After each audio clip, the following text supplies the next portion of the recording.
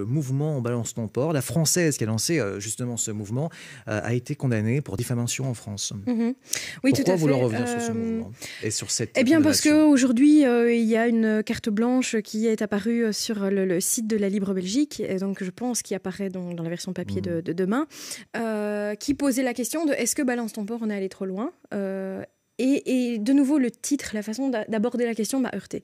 Le contenu de la carte blanche est d'une analyse intéressante, mais la façon encore d'aborder le sujet médiatiquement m'a heurté parce que je pense qu'on ne ramène pas assez dans l'actualité et dans le débat public les difficultés que vivent les victimes, notamment de cyberharcèlement en règle générale, mais de harcèlement tout court. Donc moi, ce soir, je voulais profiter de l'occasion aussi pour parler du manque de formation qu'il peut y avoir au niveau de la police, dans la prise de plainte. On connaît encore des centaines et centaines de cas où on a une victime qui va porter plainte et oui, mais bon, madame, qu'est-ce que vous avez fait pour provoquer le cyberharcèlement de monsieur? Oui, mais bon, madame, vous étiez habillée comment? Etc., etc.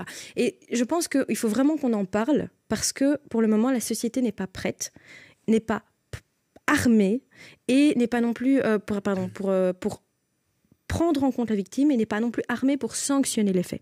Et ça, c'est vraiment quelque chose qui est très problématique parce qu'on a tout un pan d'actions délictuelles, donc le harcèlement, le cyberharcèlement, qui soit de nature sexuelle ou de nature morale. On a tout un pan ici de faits délictueux qui ne sont pas, où on ne prévoit pas, en tout cas, les moyens suffisants pour les sanctionner et en tout cas, au moins, pour même enregistrer les plaintes. Vous savez, il y a l'ouvrage de Myriam Leroy, Les yeux rouges, qui est sorti récemment et qui est un ouvrage qui est assez poignant parce qu'on voit ce que c'est que la spirale du cyberharcèlement, particulièrement, et à quel point, eh bien, on a un peu l'impression de se faire tabasser par un hologramme parce que c'est virtuel et pour autant, c'est extrêmement destructeur. Et donc, nos forces de l'ordre et la justice, à l'heure actuelle, ne sont pas préparées, ne sont pas armées et ne sont surtout pas financées à hauteur de l'ampleur du phénomène. Et quand j'ai revu cette carte blanche dans la Libre tout à l'heure, je me suis dit, mais enfin, est-ce qu'on est encore en train de remettre en question la parole des victimes ?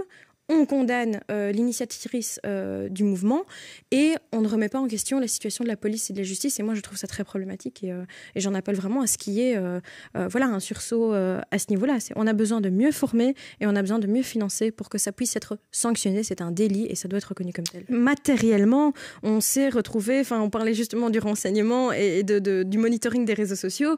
Je crois aussi que c'est une volonté politique qui n'est pas là, et une volonté de ne pas mettre la priorité au niveau des parquets, au niveau de la justice, au niveau de la police, de oui, bon, ok, elle se fait insulter sur Twitter, sur Facebook, etc. C'est pas très important. Si, bien sûr que si, quand on reçoit des dizaines ou des centaines de messages d'insultes, évidemment que c'est terriblement blessant et matériellement, on sait retrouver les auteurs. Si on ne le fait pas, c'est des questions de moyens. Les victimes, elles peuvent aller porter plainte. Et alors, il y a quelque chose à préciser, c'est que la police ne peut pas refuser d'enregistrer une plainte.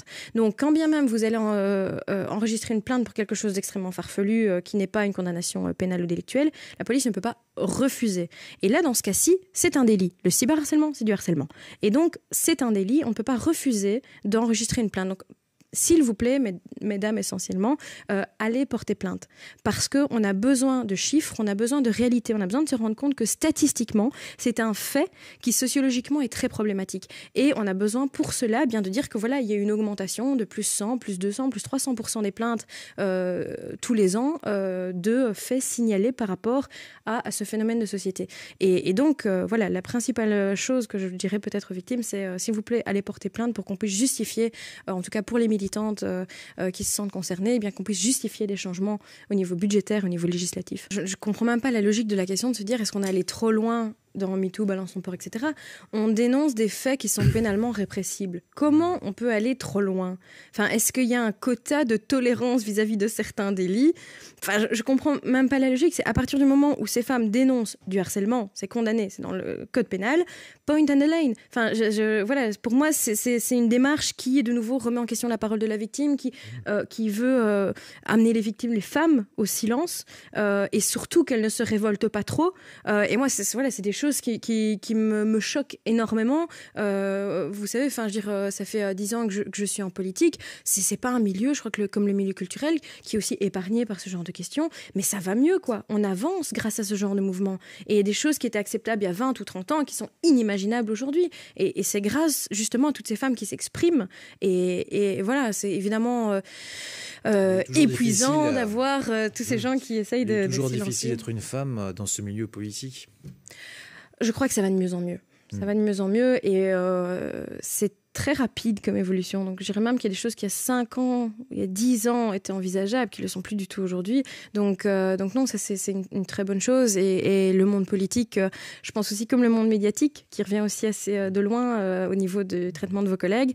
Je crois qu'il y a énormément d'évolutions qui ont été faites même ces 2 dernières années, quoi. C'est très récent, mais maintenant, on fait très attention à ça et c'est une très bonne chose, quoi. C'est une dérive de la société qu'on est en train de corriger grâce à des MeToo et grâce à des balances son port. Donc, le prochain combat, c'est de ne plus être au point de reconnaître des comportements individuels qui sont problématiques, mais c'est de reconnaître aussi que c'est un système et que c'est un système qui est défavorable aux femmes dans notre société. Et je crois que c'est le prochain MeToo, ce sera de faire admettre à la société qu'elle a, en tant que société, un problème et pas juste des individus qui ont des problèmes.